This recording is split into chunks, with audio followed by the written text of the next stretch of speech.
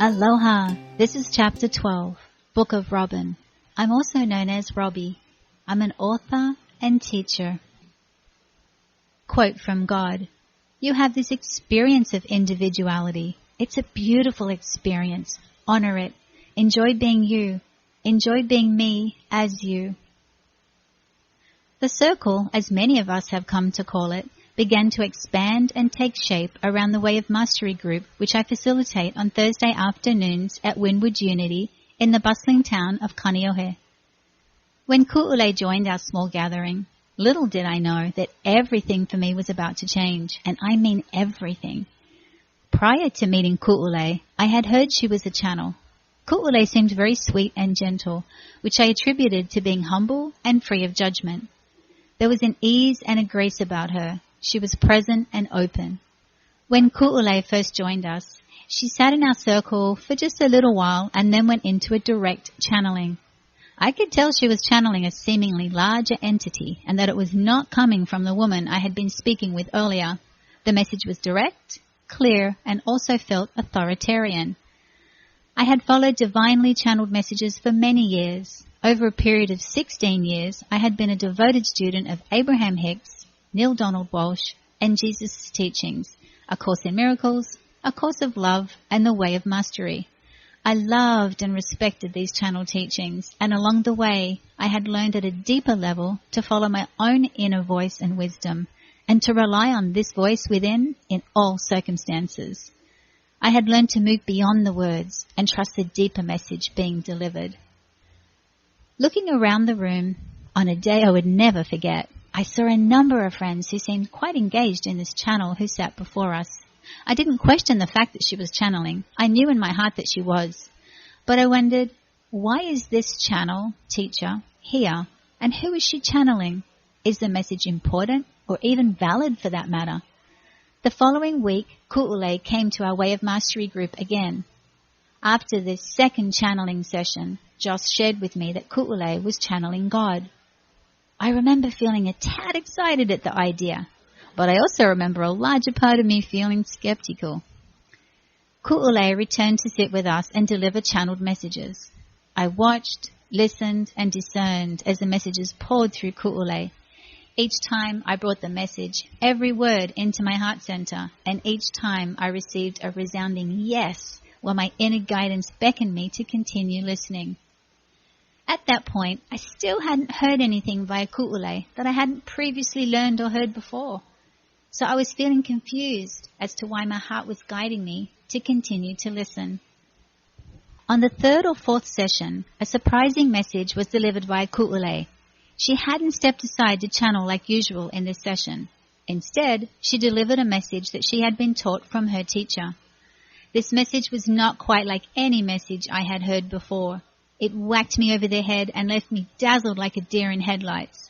I said to myself, did I just hear those words? I swear I didn't just hear her say the ego is my friend. Surely not. But yes.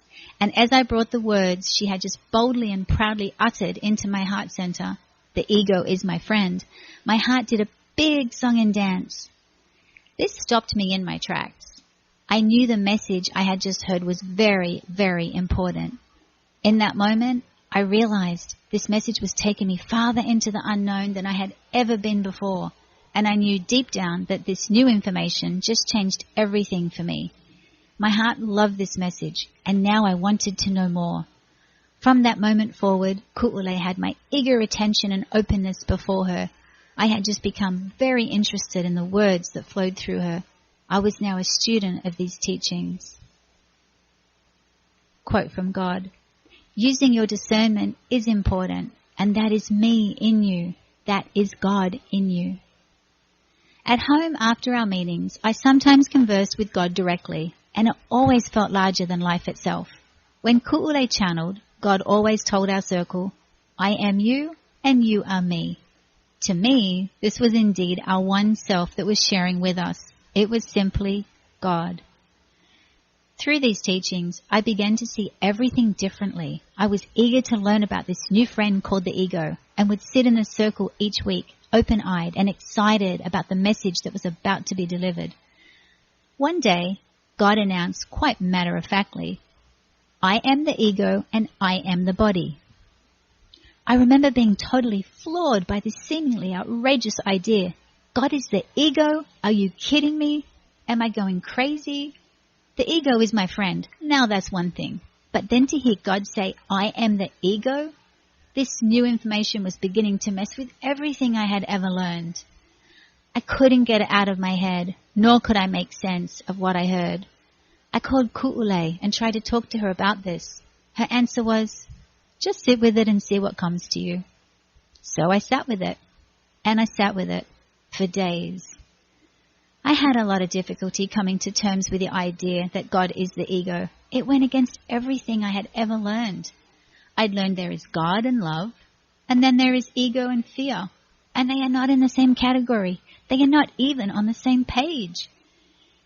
In hindsight, I can see that all unfolds perfectly and is in perfect timing. I see the teaching that arises in each moment is what will gently guide us to the next, and the next, and the next, and all serves its purpose along the way. As I sat around pondering this new idea, God is the ego, I wrote, I journaled, and I spoke to God. I even looked up this new information on the internet, thinking maybe I'd somehow missed this vital information, but I could find nothing on the topic of God being the ego. However, I did happen to find a video in Sharing by Bentinho, where he spoke of embracing the ego and how the ego is helpful on this journey to bring us to our truth. This helped me some in getting a grip on all that had been unfolding. Yet I still didn't feel the clarity I was seeking, so I continued to write and remained open for what might come. And then it all came to me. My heart told me, how could there ever be anything besides God? It is all God. There is nothing, absolutely nothing that exists outside of God, even the ego state of mind. Every thought, every feeling, every idea, it all comes from God. Lo and behold, I came to realize the ego plays a very important role in our return to our God self. If it wasn't for the ego, we would never hear that shout, that call back to love, and we would never find our way home. And what had I been doing all these years? I had been denying the ego and leaving out a part of God that would in fact complete my journey home. For many years, I had been looking for God within others. I would look beyond the body and become identified only with their soul. It never really did feel quite right, like something was amiss. Now it was all beginning to make sense. I had been blocking and denying the ego body manifested form of God. This was truly an oh my God moment. How could I ever see anything as bad or as darkness ever again? It's all God. It's all good. Everything, every word, every mutter is God remembering self, coming to know self deeper and deeper. All that arises, which seems like stories of pain and suffering, is God calling out to that sleeping aspect of itself to wake itself up.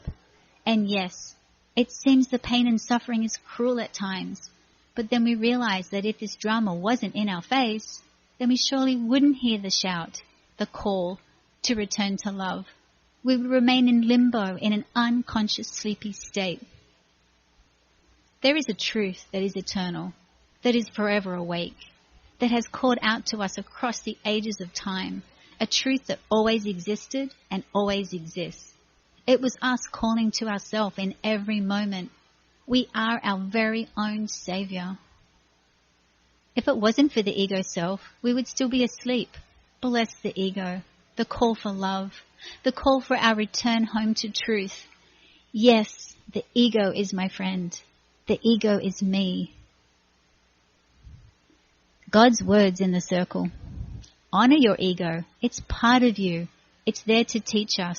But all it does is get slapped. The ego says, boo-hoo, you didn't tell me my job was going to be this hard. And God says, well, you signed up for it. Honor the ego for being the teacher that it is, for each and every one of us. The ego can bring you to understanding. It can bring us to love. As I look back at my journey, I see it was vital that I first take a look at the makeup of the individual self. This involved taking a step back to gain a greater understanding of what the ego and fear is, and, on the other hand, also what God and love is. When taking a step back and looking at them separately, I learned what each one represents. I was guided to share this in my first book called It's Time to Get Selfish. I looked at them separately to analyze almost the breakdown of our human existence and how it works. Quote from God, "Take your time to get your lessons, and then you will not just have one answer for those who stands before you, but you will have many examples to share with them. You will have more than one insight to share, because you were willing to experience the experience in its fullness." During a deep, peaceful sleep, I suddenly awakened to a feeling of myself as utter vastness. There was no ending to me. I existed absolutely everywhere. I was everything within the all. I was the all. As I melted into this feeling, I wanted to grab onto it. I didn't want it to slip away. It felt so wonderful.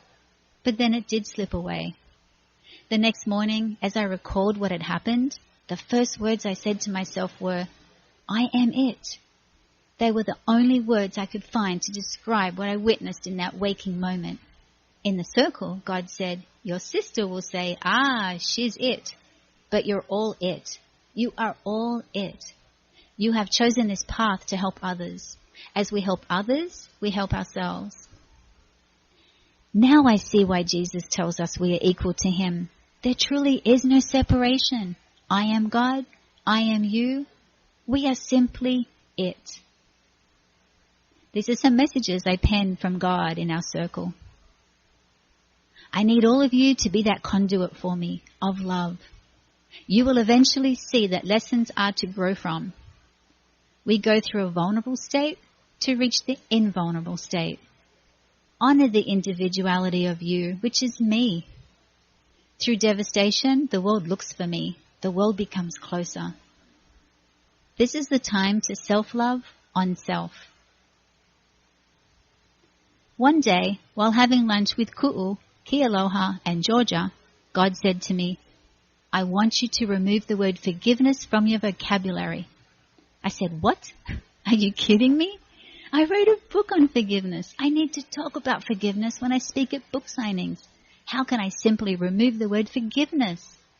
God continued, "I want you all to come to a place where you will have no words to define something. No words. Words are labels." God pierced my eyes, my ears, and my heart in that moment. This was probably one of the most intense messages I had ever sensed God deliver.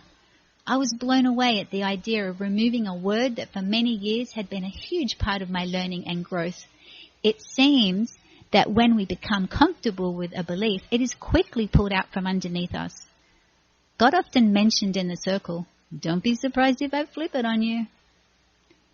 This idea of removing the word forgiveness, which had been a huge part of my transformation and healing, was not sitting well with me. I needed to find some quiet time to allow myself to explore this message. So at home that evening, I sat with what God had told me. I asked myself, if I can't utter the word forgiveness, then how can I see everything around me with clear eyes and no judgment? The answer came swiftly. All of a sudden, I saw that if the word forgiveness is not required at all, then everything must be absolutely perfect just as it is. Everything. Nothing needs to change, ever.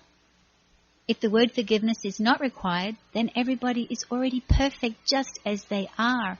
You are already perfect in every way, and I am already perfect in every way. It is our words that offer meaning to something. When we give up the word and release identification, what do we have left? We are left with what we started with. Something that is free of labels, free of meaning, therefore free of judgment. Without words, everything remains just as it is, perfect. Now I see that removing the word forgiveness had to happen for me to witness the experience of removing a label. I have also come to see the word God is merely a label. To emanate God is more powerful than saying God. Today I look back and see how the word forgiveness played its role for me. Forgiveness taught me to let go of judgment and allow others to be themselves. Forgiveness taught me to let go of self-judgment and allow myself to be who I am. So bless the word forgiveness, and thank you for the role you have played in my life. It has been a long and hard road at times, with traffic and noise, and you helped me make it to the other side. You helped me cross to the other side. Thanks to you, I now taste God. I love you, and now I release you. God's words. Isn't it much easier to manage without labels? Because all you are dealing with is what is in front of you, without the labeling. Bathe yourselves in love. Offer honor to yourselves for what you have gone through, for all that you have labeled as bad and for all that you have labeled as good. Honor yourselves for all of it. A few years ago, I had a dream. My dream was to come together with a handful of individuals who had awakened to the truth of their eternal existence and share about our experiences together in one book. When speaking to Ukulele of this dream, she told me, "You wanted to do this for them." As I recall her words, I hear God say, "Yes, you wanted to do this for me." God had asked our circle to write this book. God called it the Book of Composition on more than one occasion. It seemed that we all had a prior soul contract, so to speak. Looking back now, God was merely asking us to share our experiences, which are God's experiences, through God's words on God's page. When God guided me to collect the stories for this book, I had completely forgotten about my dream. It took me 6 months before I would follow through on God's request and begin to open and edit these works. Through my tearful resistance to alter any of my friends' words, Ukulele explained to me, "You have a lesson to learn, and that is to understand the work of God as God works through the editor." When I finally turned on my computer and felt ready to move forward, an unexplainable force moved through me. In that moment, I knew in my heart that I was ready to step aside and allow God to work through me and bring God's message in a way that God foresaw. I realized it wasn't about me. I would merely be a vessel. This was all about God. We are here to experience ourselves as God on earth in many facets, hence our individuality, and to realize the story is truly one story. It is your story. It is our story. It is God's story. It is divine intervention experientiality at its best. Each time I worked on a new piece of the book, I could feel each writer's soul standing with me, helping me. And as time went on, I noticed that each soul was the same soul. Each master was the same master. God was helping me, showing me the individuality in all God's expressions and experiences. How amazing that God is that amazing. How amazing that you are that amazing. Amen. Thank you and mahalo for joining me on this journey. With love and warm aloha, Robyn.